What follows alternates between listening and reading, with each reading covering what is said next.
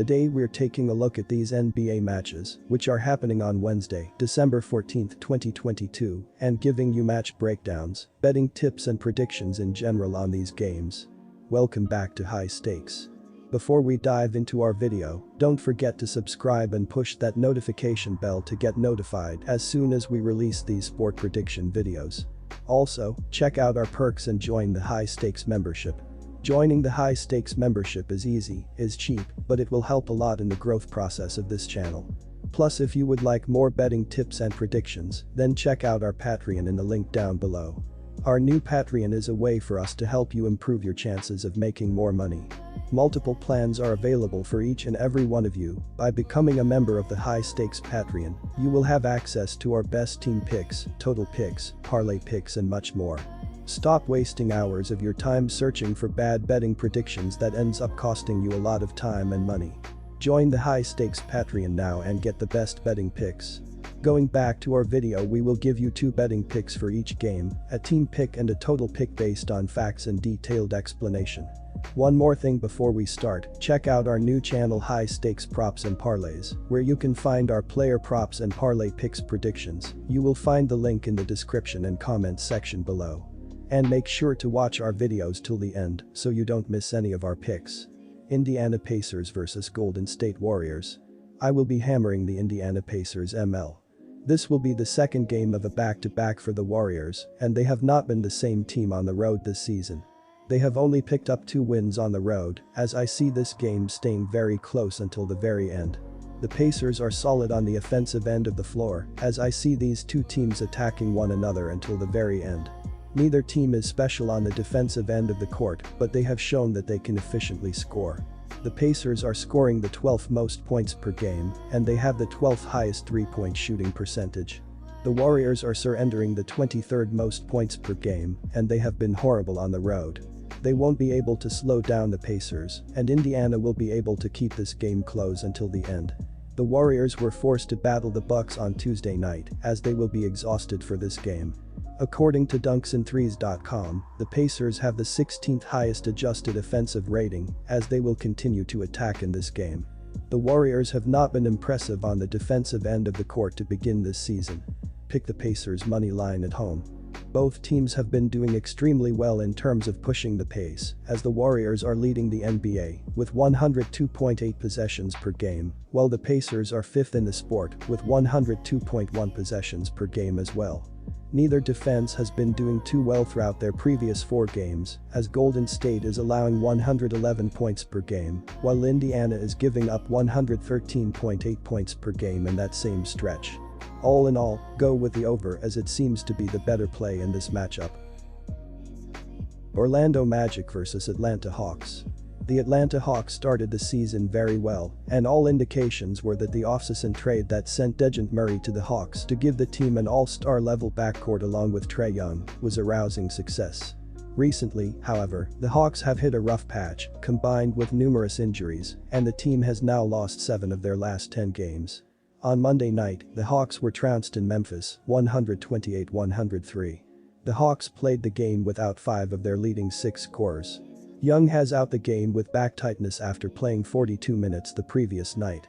DeAndre Hunter led Atlanta with 19 points, Aaron Holiday chipped in with 15 points, and Jalen Johnson added 14 points and 9 rebounds in the blowout loss. For a team that has won just 8 games all season, the Magic's modest 3-game winning streak feels much bigger. They have won 3 straight games, all at home, including 2 in a row over the Raptors. On Sunday night, Franz Wagner scored 23 points, and Paolo Banchero had a double-double with 20 points and 12 rebounds in a 111-99 win over Toronto. Progress has already been made as this marks the first 3-game win streak for Orlando since February of the 2020-21 season. Orlando may be just what the struggling Hawks need to get back in the win column. Atlanta should welcome back Young and Bogdanovic to the backcourt, which will open up the floor for the Atlanta offense. In addition, Capella's return should tighten the interior defense. Capella's presence will be critical, particularly against Banchero.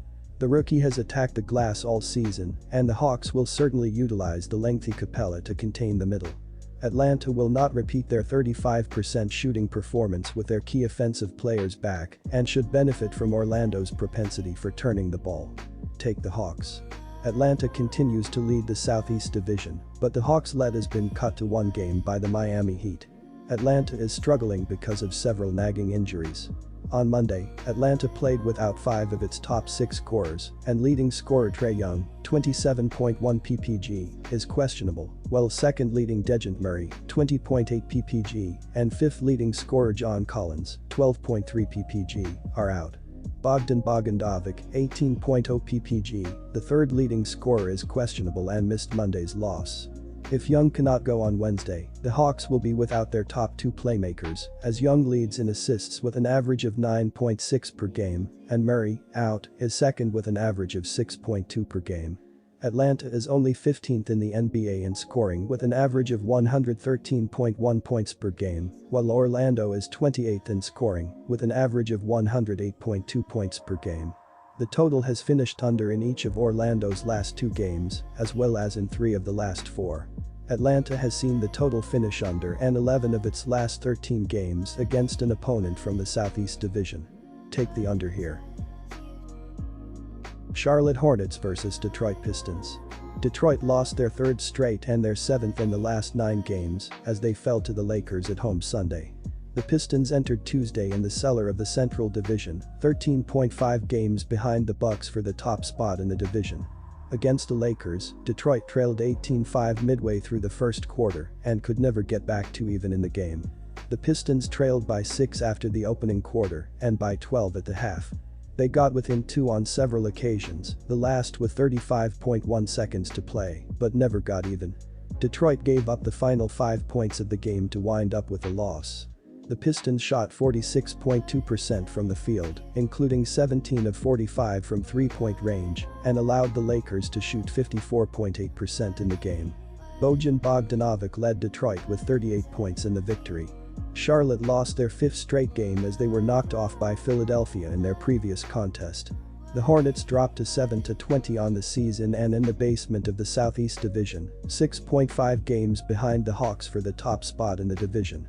Against Philadelphia, Charlotte led by 1 after the opening quarter and by 6 with 8:43 to play in the first half, before giving up a 15-0 run that left them down 42-33 less than 3 minutes later. The Hornets never got closer than 4 the rest of the way as Joel Embiid dominated the contest. Charlotte shot 40.9% from the field, including 11 of 30 from beyond the arc, and allowed Philadelphia to shoot 55.4% in the game. Kelly Oubre Jr. and Terry Rozier, 8 rebounds, 6 assists, each had 29 points in the loss to lead the Hornets. In a matchup with 2 teams that are mired at the bottom of the Eastern Conference standings with a combined .250 win percentage on the year, we have to dig a little deeper to get an accurate read. While the Pistons are without Cunningham for the rest of the season, they still have a wide variety of other scoring options, led by Bogdanovic, Ivy and Bey. Meanwhile, the Hornets are missing a slew of key pieces, including Ball and Hayward. That puts a lot of pressure on their backcourt to try and keep Charlotte in the game. It's an uphill climb for the Hornets, even playing at home. Bogdanovic goes off for a big game, while the Pistons' big men work inside to deliver a rare win for the visitors. Take the Detroit Pistons plus 4 points. On the season, the Hornets are 27th in the league in scoring offense, with 109.4 points per game. Charlotte is 6th in the league in rebounding as they collect 45.3 boards per contest and 16th in assists with 24.6 dimes per contest.